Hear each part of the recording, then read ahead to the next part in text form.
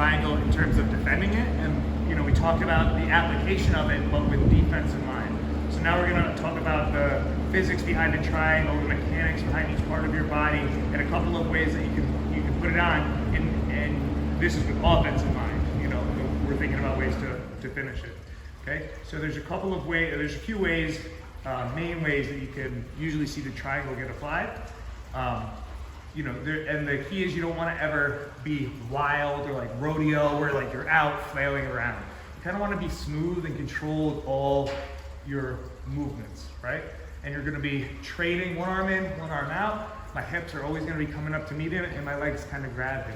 I'm not going to be worried about necessarily landing in a perfectly locked triangle every time to start, right? But the first way is you push his hand to his chest, your legs come up and lock behind in this like diamond position here, okay? And then you can settle your hips down.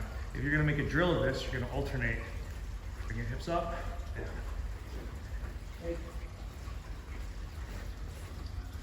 Okay. Another main way to do a triangle is to lock a hip, and you're going to do the same thing where you're pushing one arm in and one arm out and isolating it. Okay, I'm going to bring my hips up to meet him, and my leg is going to snatch down. I pull his arm across my body, and we get a triangle like this. Okay, again, if you're going to turn this into a drill, it would look like this.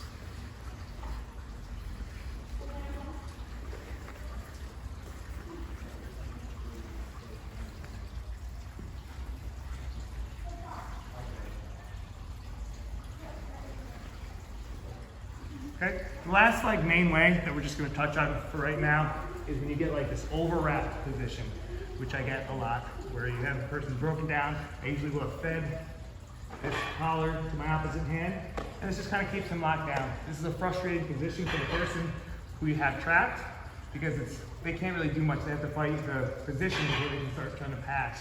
In most cases, not all cases. Okay, but from here, you can worm yourself out. I can control this leg, bring it over here. Or sometimes he'll like try to fight me here, and I can just bring this around and go into my triangle from here, you know. Then we'll be working to take the hips up, pass the arm. Okay? Those are just a few of the main setups. And now we're gonna get into some of the mechanics behind finishing it. First, I just wanna touch on like all the mechanics, now that you know a few different ways to apply it, how to set it up and what every part of your body in a line should be doing, okay? So we'll just get it set up with one of the basic setups. I bring my hips up, I come down. As I come down with my hips come out to the side, and I keep his posture broken out. He's either hooked under his leg or under his arm. My knees pinched together, I keep his shoulder outside, and I lock. Okay, now let me just discuss what's going on from toe to head. Okay, my toes are pointed up vertically. My heels are digging down. My shin has grabbed the back of his neck at the base of his skull, and I'm pulling him towards me. My knees are pinching together. My hips are rising up after the initial snap down. My hips are rising up. My shoulders are flat. I'm not curled on one side. They're flat, and they're pulling myself perpendicular with his body. I'm flat, knees pinched, hips up. My arms are coming down. I like to cradle the back of his head with both hands, or keep his posture broken down here. Hug down, flex, pinch your knees, dig up here. I've already locked his arm across his body this way, okay? Sometimes I've had people tell me that they have a hard time because they have short legs and they can't quite get a finish here. Okay? So I'm going to just show you a little trick. It's mainly about keeping your knees pinched, and you're going to finish it in the same way. Instead of using the behind your knee as a lock, I'm going to lock behind my calf. So I slide my shin down and lock behind that calf joint. Typically, people with the legs that aren't long enough have big calves. Usually, not always, right? And I don't particularly, but I can still have enough that I can lock it behind there, flex my toes up, pinch my knees together, okay? I create the wedge behind here, I'm pinching my knees, and now I'm gonna finish it in the same way, where I'm using his shoulder to block one side, and my knee to block the other side. The pivot point here, the focal point, is now behind my calf instead of my knee. I'm pinching together and I'm pulling up this way. I usually try to grab the back of the head, the crown of the head, and pull it forward, okay? And in this way, you can finish triangle without getting it all the way locked here. Here, pinch the knees together, drive my heels down, and pinch up, okay? And honestly, keep it as a nice static squeeze. Don't go more than 80% and just wait, okay? It's really uncomfortable for this person. Another thing that happens sometimes is the person will like open this up or like bury this behind here and not allow me to close his shoulder to his neck, right? So I can't get this to close here, okay? Or if I can, he's like fighting it and I can't close that distance, okay? One of the main easiest things to do is just really just switch the lock and the triangle. So I'm locked behind his shoulder here. This goes from more of a conventional triangle to like kind of a Darce type of lock where I'm locking behind his neck. So I pivot, my leg comes up to block behind his head, and now I lock here.